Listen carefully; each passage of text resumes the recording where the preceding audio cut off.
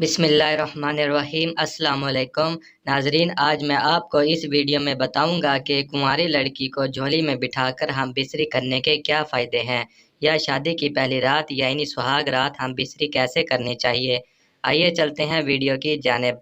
अगर मेरे चैनल को सब्सक्राइब नहीं किया तो प्लीज़ सब्सक्राइब कर लें, शुक्रिया। औरत को झोली में बिठाकर हम बिस्री करने के फ़ायदे। नंबर 1, वज़ू ख़ास की लंबाई में इजाफ़ा। मर्द जब औरत को झोली में बिठाकर हम बिस्री करता है तो उस दौरान मर्द अपनी एक जगह पर बैठा होता है और औरत मर्द के नफ्स के ऊपर बैठकर ऊपर नीचे हरकत करके जिमा यानी हम बिस्री का लुत्फ उठाती है। इस हालत में मर्द का नफ्स पूरे का पूरा औरत की शर्मगाह के अंदर जाता है। जब औरत फारिग हो जाती है तो औरत की मनी नीचे आकर मर्द के उज़ू खास पर लगती है, जिससे मर्द का उज़ू खास साइज़ में बढ़ना शुरू हो जाता है। नंबर 2, मर्दाना ताकत का बढ़ना।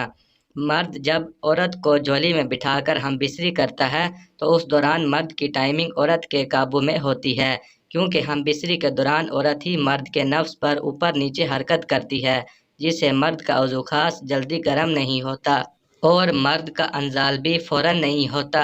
तो फिर इसी वजह से मर्द फारिग होने में ज़्यादा टाइम लेता है और औरत अपनी मर्ज़ी के मुताबिक फारिग हो जाती है। नंबर 3, हम बिस्री से लुत्फ़ अंदोज़ होना।